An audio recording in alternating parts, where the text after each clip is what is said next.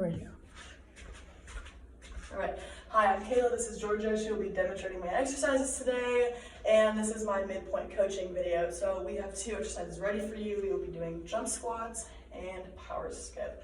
So first things first, we're going to start with our jump squat. It's a pretty simple movement, but there's a lot of ifs, ands, or buts of what could be done with the biomechanics that go along with it, right? And so first things first, we're going to start off with an athletic base position, right?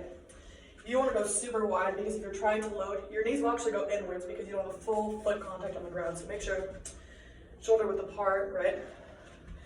And so we're going to start off with a progression. So actually, we're just going to focus on loading and having a small hop off the ground.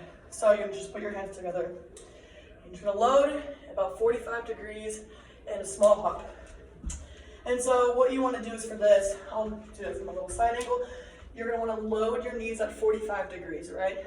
You don't want to go super low, and you also don't want to go pretty solid in the knees. You're going to go about 45 degrees, so that way you have full loading in the quads, and that way you're able to explode off the ground. And so our first progression, we're going to go down. We're going to just do 2. Ready? We're going to go up. All right, one more. There we go. So what this focuses on, oh, scary. What this focuses on is, even though it's super easy, having that full foot contact to the ground, because as we talked about before, when you're jumping, sometimes you're not always going to control how you land, right? But what we want to avoid as athletes, especially in preparation to injury, you want to make sure you're landing inwards because it strains the knees, right? And so you want to make sure you have the full foot on the ground, so that way you're able to load your legs forward and your knees are remaining forward and not inwards or outwards. So the next progression, so we're in the same thing, athletic base position. We're going to focus on our arms. That's super important when you're wanting to load because the momentum will transfer from your ankles all the way up to your body. So we're going to start with our hands up, and we're going to lower ourselves down, and we're going to explode.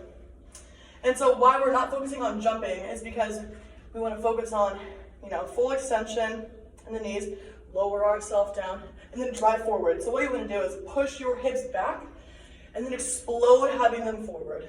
So it's kind of funny, it's a little like dance. But same thing. So we're going to do one more time. Lower and then explode.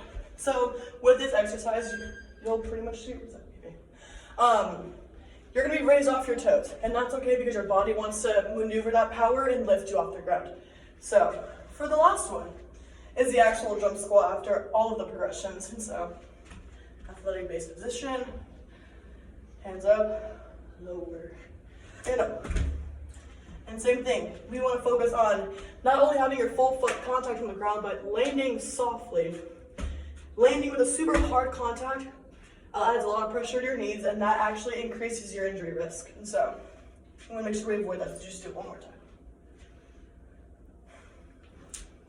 Nice, there we go. All right, next one, so we have the power skip.